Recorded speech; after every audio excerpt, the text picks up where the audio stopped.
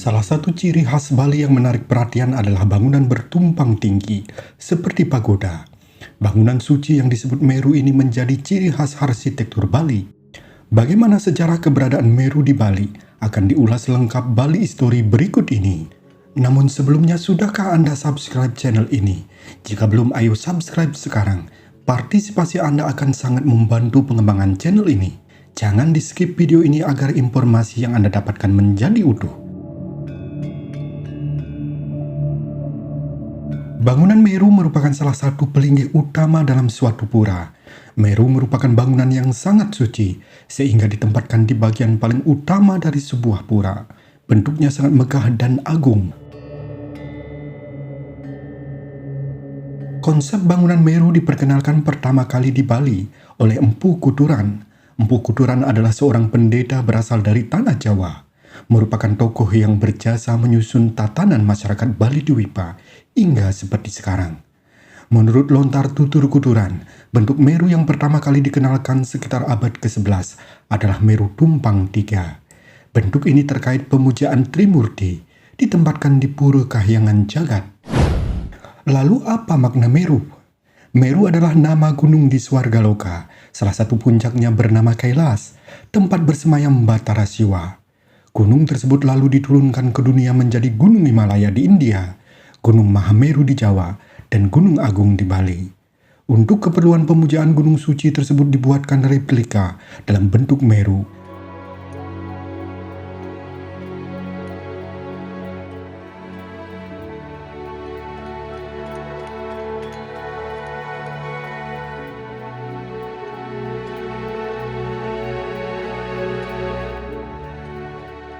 Dalam kepercayaan Bali, gunung adalah perlambang alam semesta.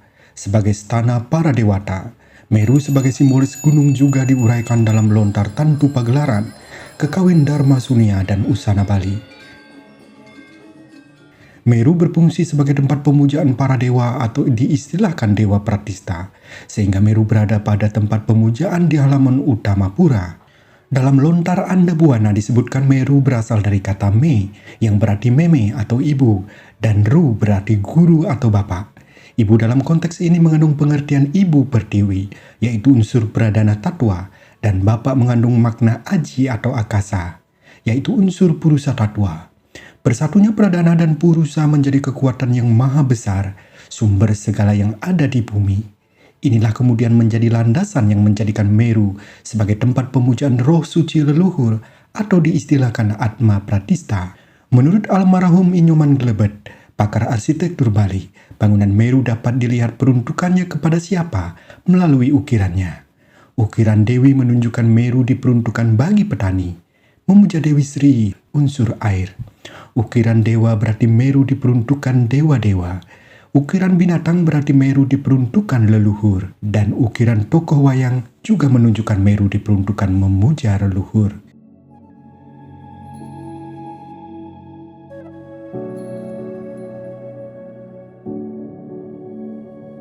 Sekitar abad ke-14 sejak kedatangan Dangyang Nirarta, jumlah tumpeng Meru berkembang menjadi tumpang 1, 3, 5, 7, 9, dan 11. Rancangan ini menyesuaikan dengan dewa-dewa pada setiap penjuru mata angin. Selain itu, tingkatan atap Meru merupakan simbolisasi penyatuan 10 aksara suci sebagai jiwa atau pengurip alam semesta yang letaknya di 10 penjuru alam semesta yang disatukan di tengah. Atap 11 lambang dari 11 aksara suci, simbol Ekadasa Dewata. Atap 9 simbol 9 aksara suci, Sanga Dewata.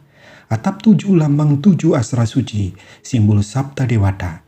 Meru beratap 5 lambang 5 aksara suci, simbol Panca Dewata. Meru beratap 3 lambang 3 aksara suci, simbol dari Tripurusa. Meru beratap 2 lambang dari 2 aksara suci, simbol Rua Bineda atau Purusa Pradana.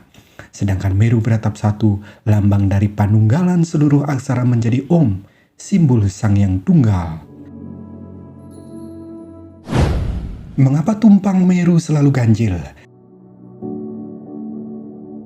Dalam agama Hindu dikenal konsep kosmologi pusat dan arah mengelilinginya. Misalnya Siwa yang dikelilingi Astadipalaka yang jumlahnya menjadi 9 atau ganjil.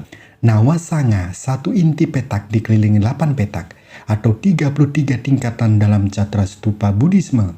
Konsep ini menunjukkan adanya kecenderungan untuk mengganjilkan yang genap atau ditutup dengan sesuatu sehingga berjumlah ganjil. Ganjil tersebut pada akhirnya mengacu kepada ketunggalan atau tidak diduakan. Meru dibangun berdasarkan pada keakuratan proporsi, logika teknik konstruksi dan keindahan ragam hias yang berpegang teguh kepada kearifan lokal arsitektur tradisional Bali seperti Asta Kosala Kosali, Asta Bumi, Lontar Andabuana, Lontar Janantaka, dan lain-lain.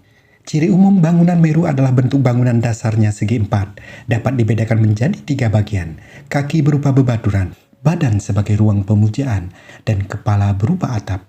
Di bagian depan biasanya terdapat tangga. Meru yang tergolong agung dan utama dilengkapi dengan tiang-tiang berjajar di keempat sisinya, beserta komponen atapnya. Hiasan ukiran pada pintu dan tiang-tiang jajar biasanya bermotif singa bersayap, karang tapel, atau kera penyangga tiang.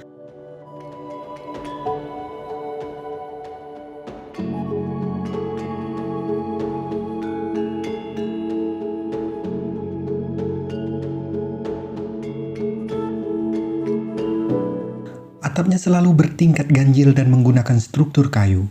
Setiap sambungan yang ada berupa sambungan tradisional, pertemuan kayu dengan kayu, tanpa menggunakan paku.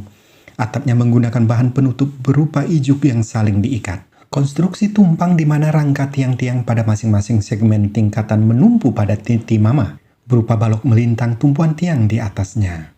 Pengikat tumpang-tumpang selain titi mama dapat pula berupa tiang beti yang menerus dari tengah ruang dan mengikat tumpang-tumpang atap. Selain pengaruh religi, penggunaan atap Meru diperkirakan juga karena alasan kemudahan. Bahan ijuk lebih mudah dibuat daripada harus membuat bata dan batu. Konstruksi Meru ini merupakan konstruksi tahan gempa yang telah teruji keandalannya.